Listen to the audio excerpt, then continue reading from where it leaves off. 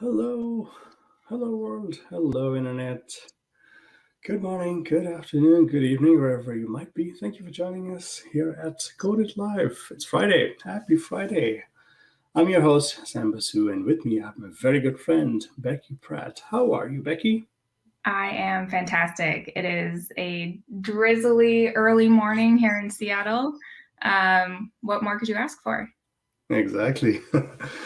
So I will introduce Becky in just a second, but hey, it's the chat show. It's Friday, and we are all living through a pandemic, so we are explicitly taking time out to talk to the people we love to work with and hang out, kind of like a hallway at a in-person conference. But hopefully, slowly we are crawling out of this mode and. Yeah, so I'm glad to have you. And Becky, it's like 7 in the morning, you're West Coast. Why are you here? You could have said no to me. I can't say no to this space. Sam, you and I have worked together probably since like my day one at Progress or maybe week one at Progress. And I just, I don't have the heart to say no to you. Awesome. All right, so let's start. So let's start with an existential question. Who Okay. are you? Have you figured it out yet? Who am I? Actually, my Instagram bio does a pretty good job of explaining who I am. So I'll rattle it off from memory for you. Traveler, baker, cat mom, sports fan. Okay, that says it pretty well. Probably in that, well, I don't know. I might move the cat a little bit further, but I just didn't want to appear a little crazy cat lady-ish straight off the bat on Instagram. So I put her a little further down, but she is my pride and joy. I don't have human Nice, children, just the cat kind. nice. And while we're talking, the chat room is filling up. So, hey, folks, thanks for joining us here. Again, this is the chat show. We are just chatting. And our one rule, Becky, on Friday mornings is not to share screen because, like we code all week long, this is our time to just chat and hang out with people we love. Yeah, there's nothing I could share that would be more interesting than watching you. So You're too kind. You're just like prepping me up. I don't know for what, but we shall see. So you mentioned Seattle, but how long have you been in Seattle? Do you love it? Anything you don't love? I do love it. I've been in Seattle for almost 10 years. It'll be Well, 10 years in a couple of weeks. And funnily enough, that is when I'm leaving Seattle. So I'm trying to hit it exactly to the day. But my partner and I are moving to Madrid in Spain in about 16 days. Not that I'm counting. see, like one doesn't just move to Spain. so, No, so it's a yeah. homecoming for him. He was born in Spain. Oh, His nice. mom's That's family's nice. in Spain. So we've Yeah, been that talking explains about it. it for 5 years or so and just haven't been able to make it happen with the job market and everything. So being able Yeah, to yeah. go and stay employed at Progress is very, very Hmm. helpful. So I'm Yeah, grateful for yeah, that. yeah. And we're taking the Absolutely. opportunity, do Yeah. it. Yeah, do it. And I think so. Becky and me are on lots and lots of calls internally. And I think somebody had asked you, like, why are you suddenly moving to Spain? And I think your response was like, why not? So Right.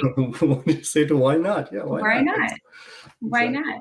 Yeah, right. Yeah, so Seattle's awesome. If you haven't been, highly recommend you go.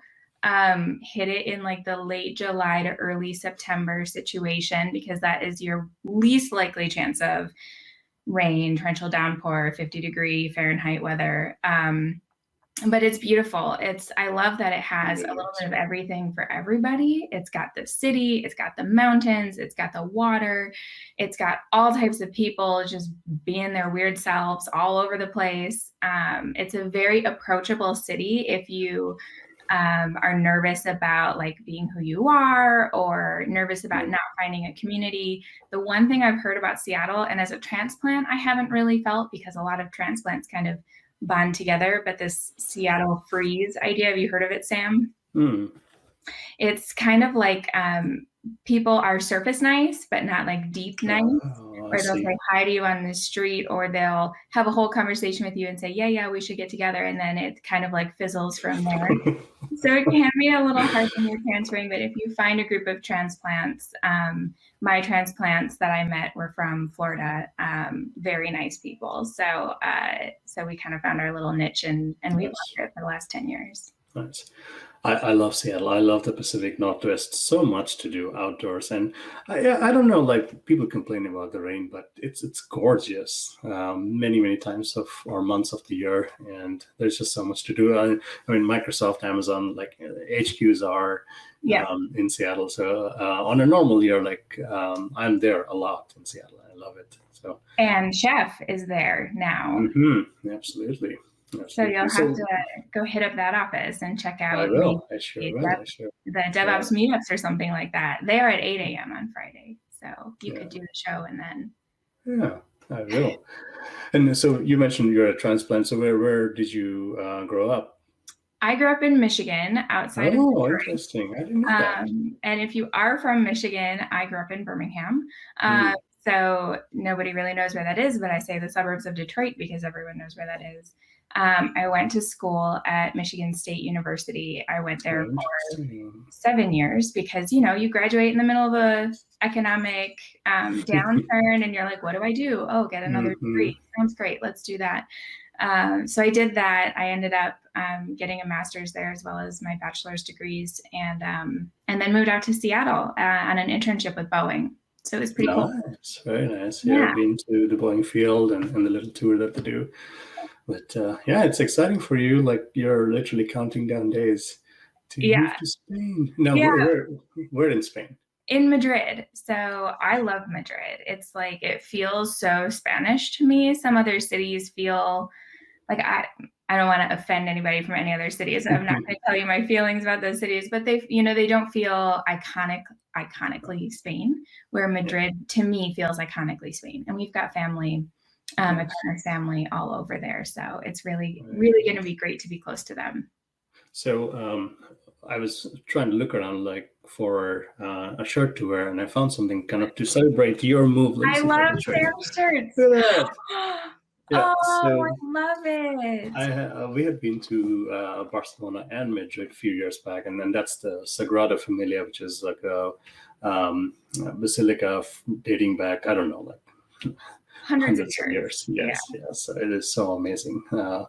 Madrid has such a different vibe to it, and then Catalana is just a whole other thing. So I'm happy for you. This is very, very exciting. Very exciting. I mean, little known secret, I've been counting down days for 5 months. So it's not a new thing now that we're in the teens in our countdown, but it's getting real. I took the magnets off my fridge the other day, and to see a fridge completely blank, that's it's real, man. It's happening. It's real.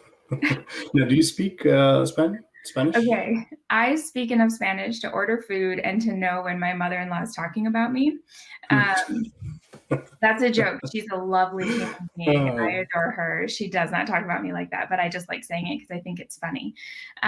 So the short answer is no. I do not speak Spanish. I'll be taking classes. You can order food. Yeah.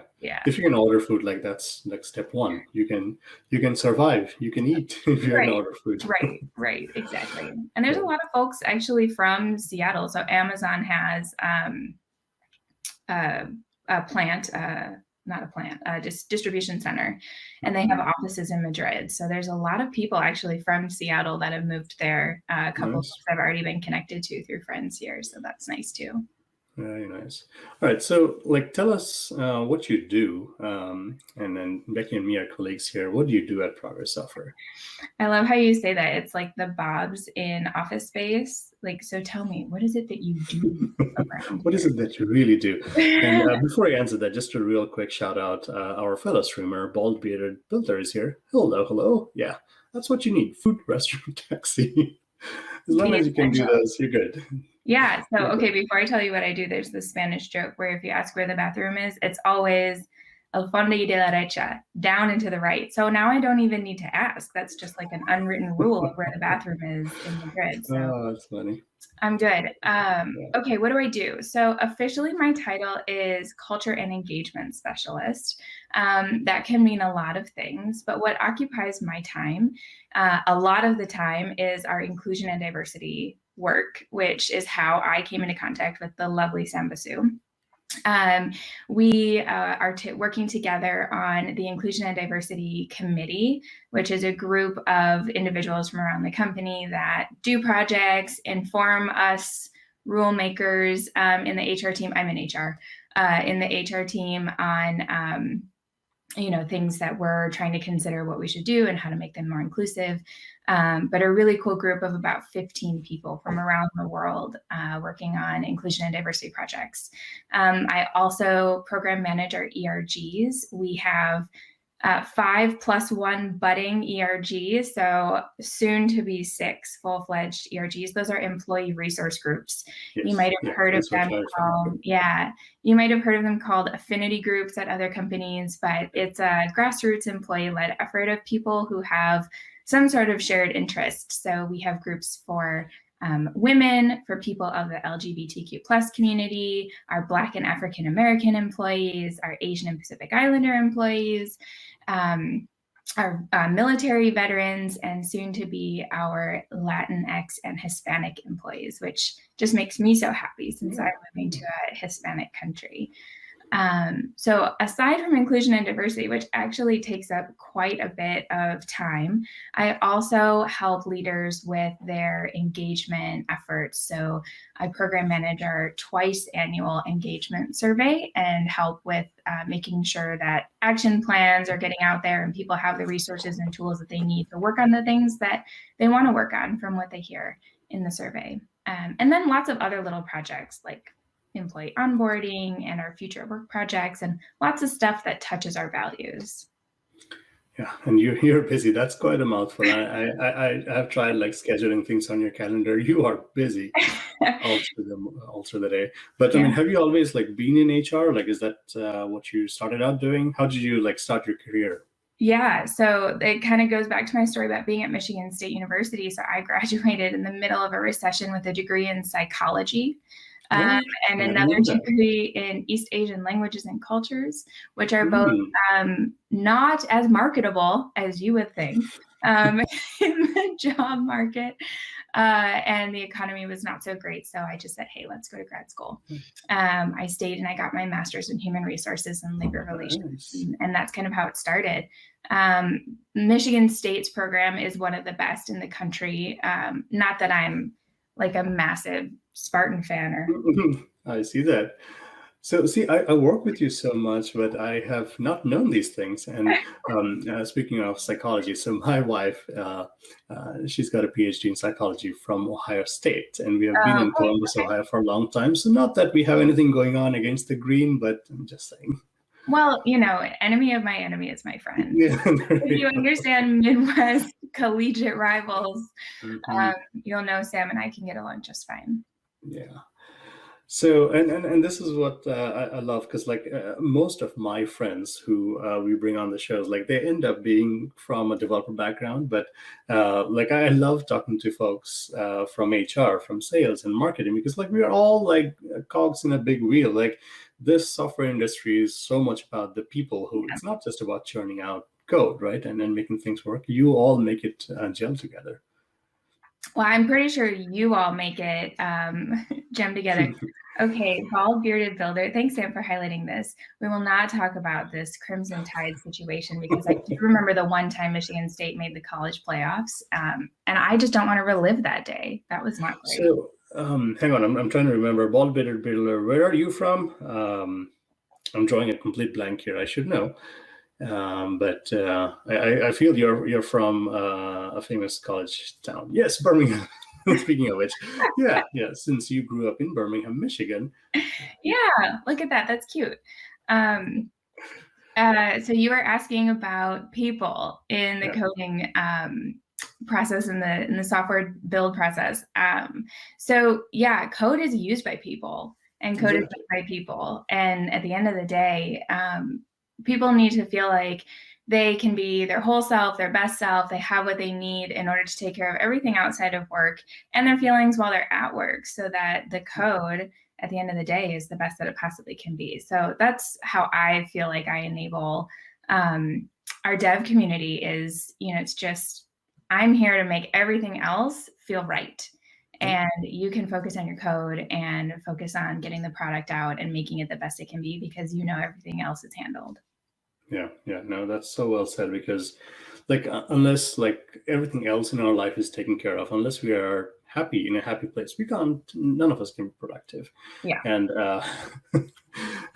don't feel bad about Michigan State. It I'm just going to continue taking large drinks to make sure you get the full. Oh, boy. I don't follow college as much as I should, because then you get into the professional stuff, then it's like a little too much to follow. But I get the highlights, I get the rivalries. It's just so much fun. It was one game. Yeah. All right, so you work with people day in and day out. So let me ask you this. Occasionally, unfortunately, people like me, we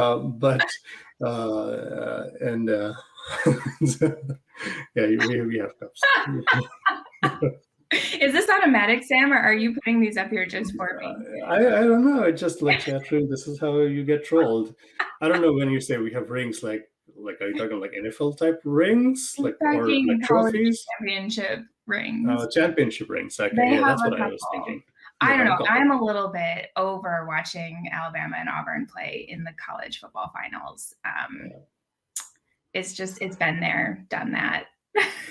So speaking of the NFL, so this is, folks, football, American football that we're talking about. And I was speaking to somebody from Boston that I've known for years. And this was right before the Super Bowl. And I had a brain freeze, and I just asked him, how does it feel to be back in the Super Bowl again? Because Brady was playing for the Tampa Bay Buccaneers after 10, 15 years. And he's just it's hard to separate Brady from, his team forever.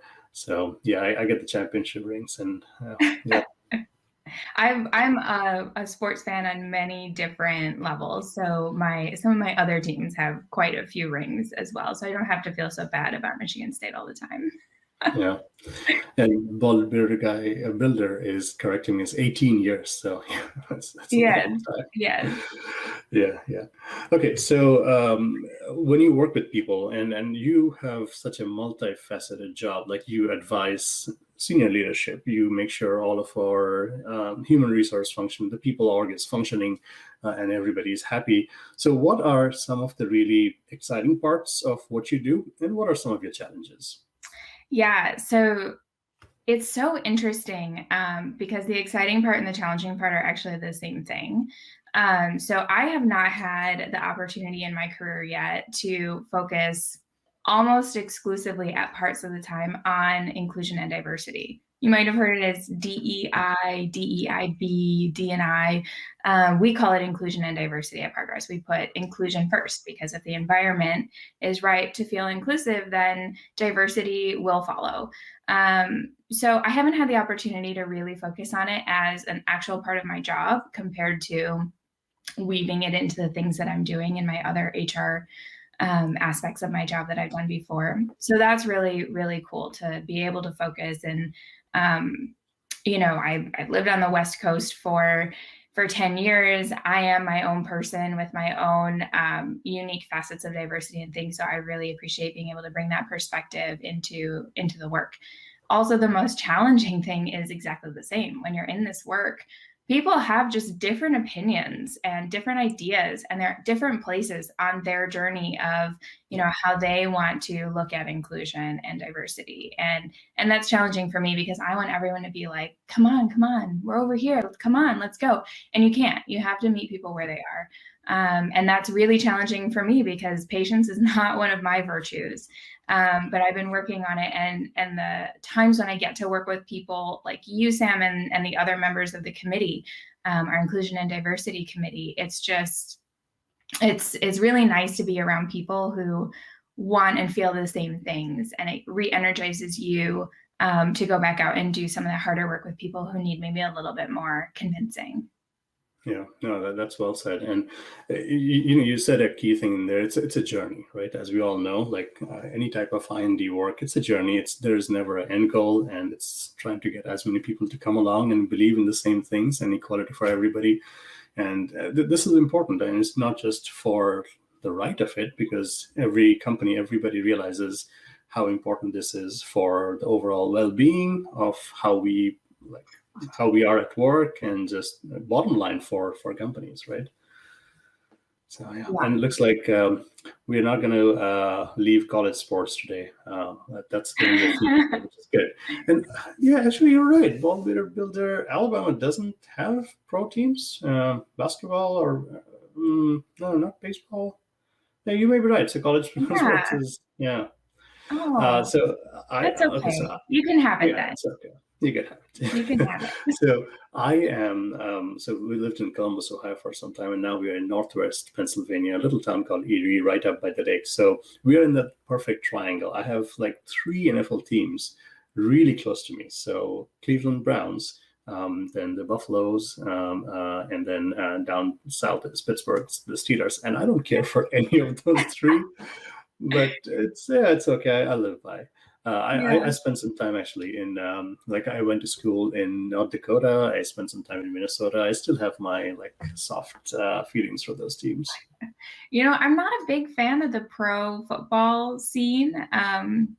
I mean, I have my own opinions, but I just think their motivations are a little bit Yeah, skewed. it's a lot of money. So I grew up outside of Detroit. So, the team was the Lions, which is also sad. And now here I am in Seattle, and the team is the Seahawks. And, they're okay. I do have, I'm gonna sound like a one-trick pony here. I do have a little bit of beef with Russell Wilson because of the 2011 Big Ten championship game when he was at Wisconsin. But I only hold that against him a little bit. So I'm not so much an NFL fan, but I do like watching our players kind of go off and do great things. So like Kirk Cousins has been doing really great things in the NFL. Draymond Green has been doing really great things in the NBA after he graduated from Michigan State. And you can't forget Magic Johnson. Like, he's just the coolest. Yes, yeah. Yeah, we can talk about sports for hours, and if you get Becky and me to talk about IND, we can do that for hours too. Yeah.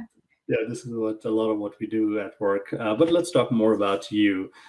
So, like, you see a lot of diverse like tech in the people that you work with, right? Coming from Chef, coming into Progress Software, and everything that we do in like on the Telerik side of the family. Anything like do you have like a favorite child? Do you have a specific tech that you see that you really like? Okay, it is not B2B software. Can I talk about something outside of our industry? Sure, anything. Okay. At the beginning of the pandemic, I started working out at home because, the gym's closed and all of that stuff. And I found that it was really great, like break to my day. But I'm also an extreme extrovert, hence why I agreed to talk to you live at 7 a.m. Because I'm like, yes, you could have said no. Human interaction, let's do it. So I've always like had this issue of I can't work out with my friends because I would go to group classes at the gym and there's like a little community there. So recently I got hooked on this fitness platform called Obey Fitness, and they have this cool feature called Workout Party where you can use a unique URL and they can host 8 people in the party at a time. And somehow they figured it out so that the party people can view and hear each other while also watching the class together without any feedback or any like skips in the class or anything. I don't know what they've done to me. It's voodoo magic. But the ability to watch a video and be on a video call with others and hear and see everybody perfectly, insanity. So is this kind of like Peloton where you have those machines with the big screens, or how do you do it? It's not a machine. So it's got all different classes. Like you could literally do anything from foam rolling to trampoline fitness, which I haven't done because I don't have a trampoline.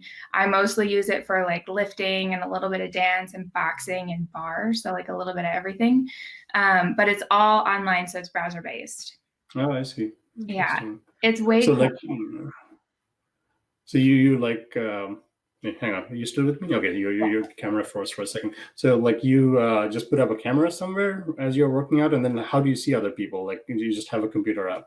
Yeah, I just use my laptop. So I open it Okay, up, I go to the URL, and all my friends are there. The class is nice. there. I use my laptop camera. It's pretty cool. Yeah, very cool. Very cool. Yeah, it's amazing how much like we have all learned to do stuff on our own in our homes with the pandemic. Like I didn't have like a home gym type thing, and I still don't, but I've like slowly started putting together some of the pieces because like the first priority was like home office, right? And Yeah. then again, like I have been a remote employee for like 10 plus years now, but this is different. This was like not something we have ever done, but we all ramped up. Yeah, I'm And glad you're able to kind of, what's you that? moved in the middle of the pandemic, didn't We you? did move actually just at the end of last year, but it Yeah. was like intra-city move, so from one Yeah. part of the city to another, but it was still quite a bit of work. Yeah, Yeah. definitely. Definitely. Not like a move that you are doing.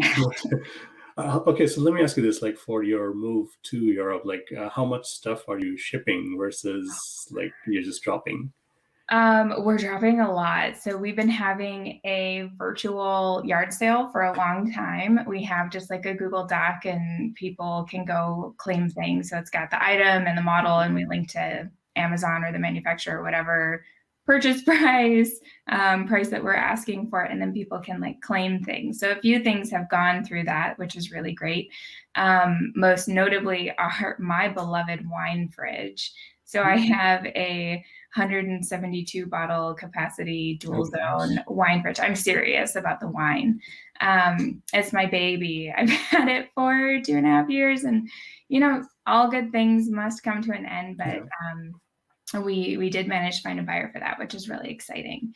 But we've offloaded like couches, my KitchenAid mixer, which as a baker is also a tough possession to let go. But there's some things you can't convert the power on, so you kind of have to let them go and get new when you're there. I think I'm going to go with pink when I buy a new one. Yeah. So I want to come back to your baking in just a second, but let me ask you a few more things about you. So you work out with your laptop and seeing other friends, but any particular like tech gadget that you're really fond of? My gadgets. I'm not a gadget kind of girl.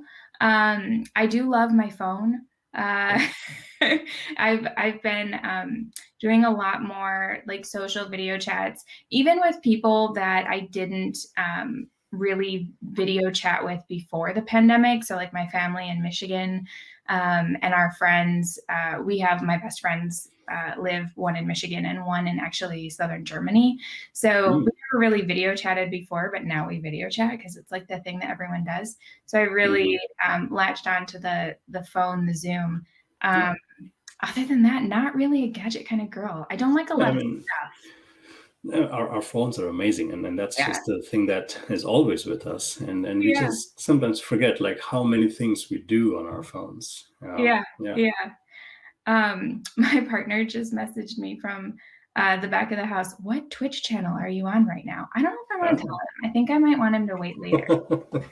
Well, this is it's being recorded for eternity. We'll put it out on YouTube, so you're not escaping it. Great.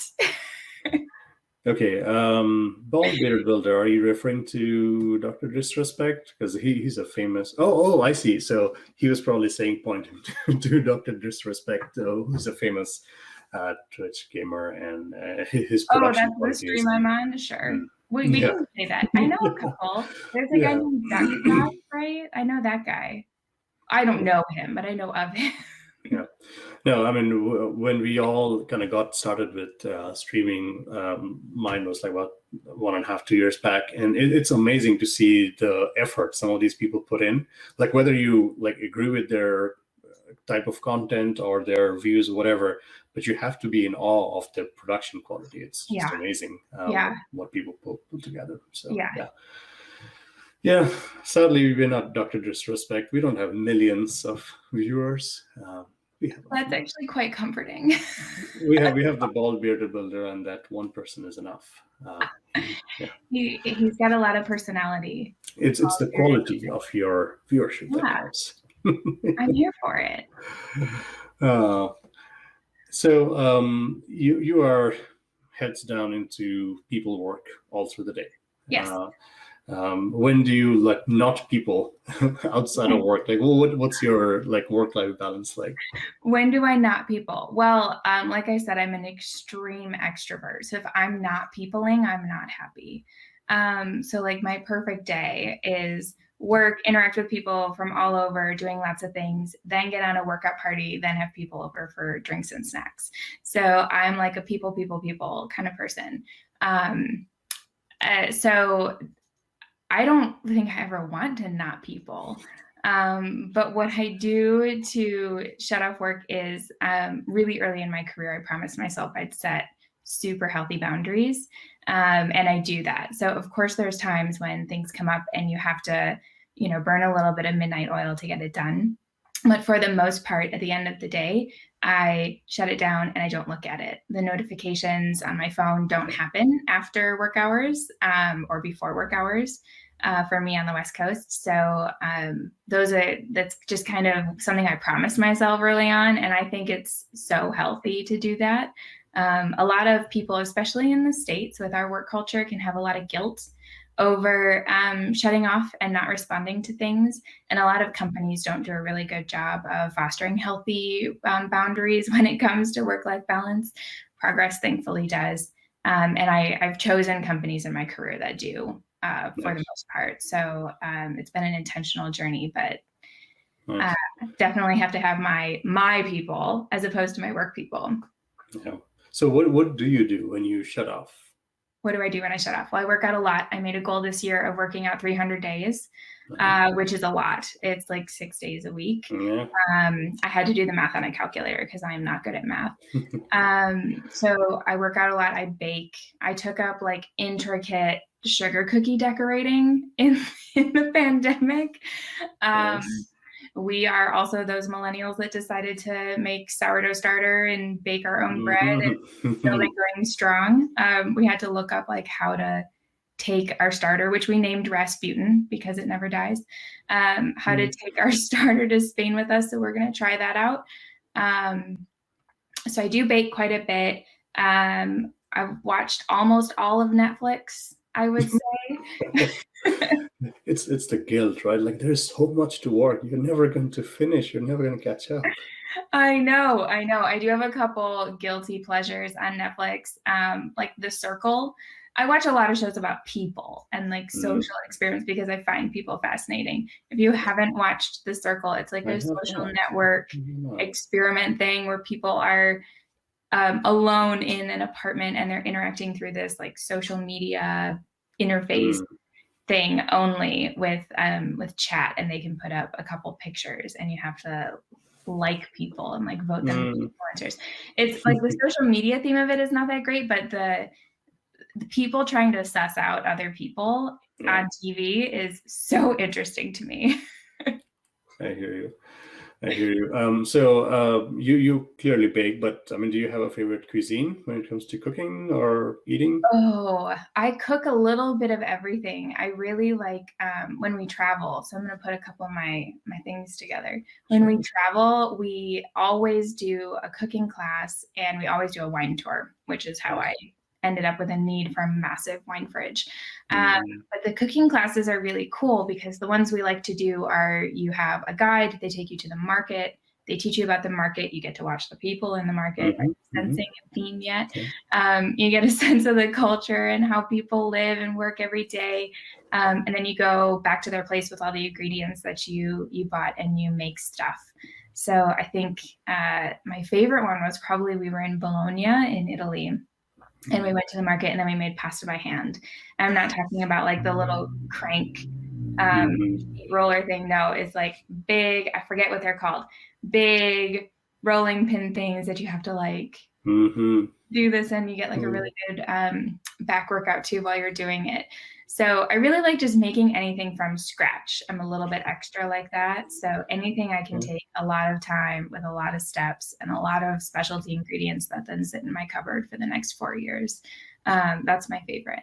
Nice. That is such a great way of kind of getting to know a local, like a place like a local. Like you go Yeah, shop and then you learn how to make stuff. yeah, And yeah, and like speaking of Italy and like some of the like pasta stuff, like when you go down to the basics, like of how things were made, like everything tastes different. It's just so fresh right. and so amazing. Yeah. Right. I used to make pasta sauce like my mom makes it. And, she does like all the spices and the sauteed onions. And I don't know where she got her recipe. But then when we went to Italy and we learned it's literally olive oil, garlic, red pepper Yeah. flakes, tomatoes, and salt. Very simple. Yeah. That's it. Yeah. It's so good. And how did you get into like baking? Is that something you do a lot? My grandmother baked, and Mm, she gave me the baking bug. And I nice. just I love feeding people. It's also one of my purposes in life. And I love sweets, so just being able to feed people something that brings me joy. I really like making cupcakes of different flavors. And then the cookies, the decorated sugar cookies, like I never understood why they cost $5 a piece in the store until I started making them. I will never, ever, ever make them for money because there's no amount of money that makes it worth it. I will only make them for love for the people in my life. So Yeah. I really do like making that sort of thing. Yeah. I've also decorated a couple like full-size cakes, but without Oh. people around. I used to bring treats in every Tuesday to the chef office when Uh-huh. we were doing such things as being in offices. But now without anybody around to pawn my sweets off on, it's been really hard to bake. I've had to adjust my recipes Uh-huh. a bit so that I don't get, 45 brownies. Yeah. So again, I mean, the only things I have against sweets and baking is it's so precise. Like I don't want to be so precise. I would like well, like I cook a lot and so does my wife, and it's just like you throw things together. You're just doing on the fly. While Yeah. in the baking thing, you need to know what you're doing because otherwise you mess up. So the only thing I found that actually requires like precision is French macarons. Mm. Those things are finicky beyond all belief. And usually when I make them, I get like the three pretty ones for Instagram, and then the rest are like I'm going to eat those at midnight in the darkness of my own home. But everything else, you can play with it. I Yeah. think once you kind of do it enough, you understand what you can adjust and what you really shouldn't. Yeah. But it's been a fun journey. Yeah. I bet. I Really bet. fun journey, yeah.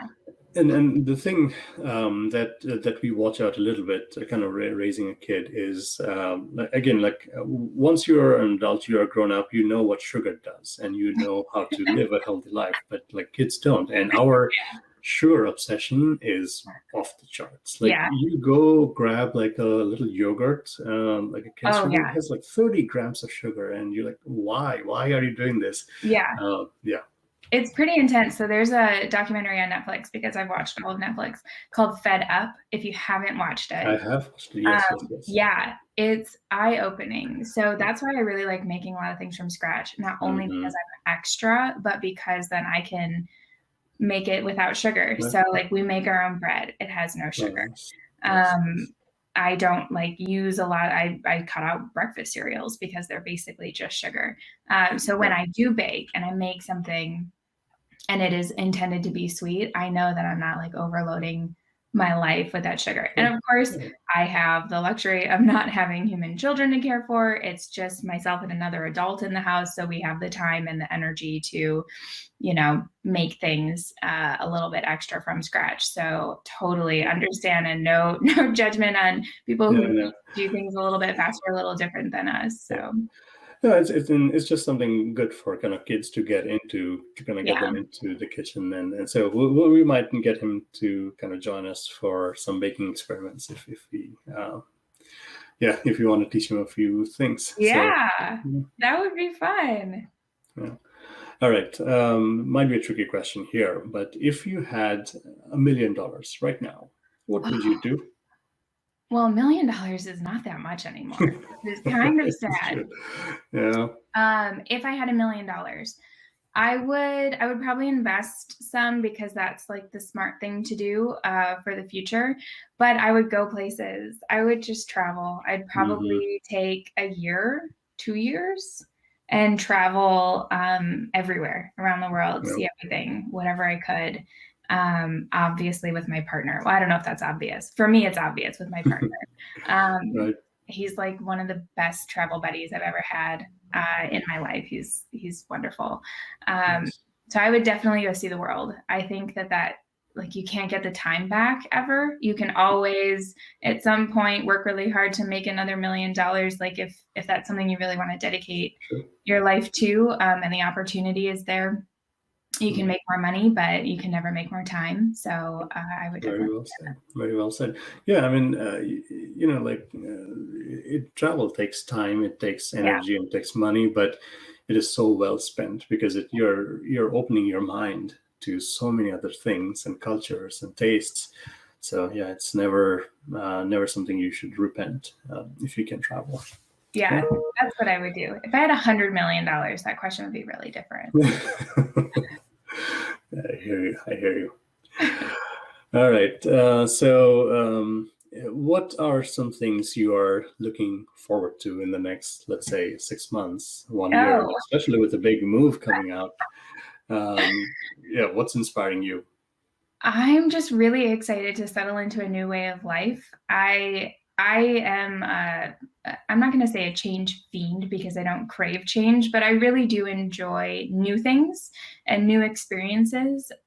So getting to know a new city, finding my new favorite cafe, finding, my new favorite bakery, all these things, and meeting all these people and trying everything. That's what I'm really looking forward to. I'm really looking forward to spending more time with our family in Spain. It's so hard when you go and you see them for a week or whatever every couple of years. We definitely feel the love from across the ocean, but it's going to be really great to be able to be close to them and spend more time and get to know them in their regular lives too. I can't wait for that. Yeah, good for you. Good for you. I'm excited.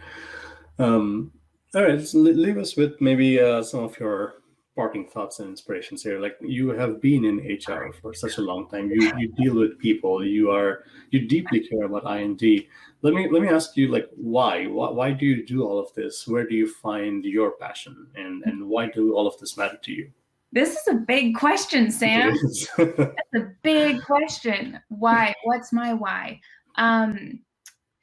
Because nobody should have a different experience or different opportunity in life based on who they are. To me, that's just ridiculous. We are all in this world together doing the same things. We are products of our environment. And when we come together and understand each other, you'll find that we're really not different. We're all just trying to be happy, make a lives for ourselves and the people that we love. So that I think that's my why, because everybody just deserves the same opportunity and the same compassion and the same empathy from others around them. That's very well said. But yeah, I mean, but sadly, the reality is, like, not everybody has the same opportunities, and it's up to us to try to level the playing field as much as we can in our own little realms. Absolutely. And in our big realms, like, I feel like I have an opportunity at Progress to really find and adjust things that aren't allowing people equal opportunities, if those things are around. So using whatever influence you have, like Sam, as a coder, you might not think that you have, or as a DevRel, you might not think that you have impact, but you can join the committee with us and you have, and now you can make big differences in things that are going on and affect many, many people. So take your opportunities, and chances are your HR team and your leadership team is kind of sitting around saying, okay, what do we do next? What's the next thing? We don't really know. Speak up, man. Like, we have to do this together. This is something that one group or one organization can't do by themselves. It takes everybody. So raise your hand, talk about it, offer your help, become a part of it. Absolutely, absolutely. Very well said. And Becky, we are just so glad to have you on our teams, and you're amazing. You are amazing in everything that you do. You scold us from time to time, just to keep us all going. Keep us on plan. Well, again, like, it's refreshing, some of the perspectives that you bring to this work, Becky. And again, I think I speak for everyone on our teams that we're just so glad to have you work with us, and thank you for all that you do. Thank you, Sam. Thanks for having me Yeah. here. It was great chatting and getting to know you a little bit better too, Yeah, just outside of to work. take some time out to hang out with our people. Yeah, absolutely. And chat room, thanks for hanging out with us on this Friday. We're not done yet. I think in about 2 hours, I think UI Fridays will be back. And I think my good friends Ed and Alyssa, they're shipping a Visual Studio Code theme today, which should be exciting. So come and hang out with us then. And Becky, I cannot thank you enough for taking an hour of your early morning on a Friday to just come and hang out with me. So thank you. Thanks for hanging. See you later. All right. Yep, folks. Be healthy, be productive, and take care. We shall see you on the next stream. Okay. Bye-bye. Bye.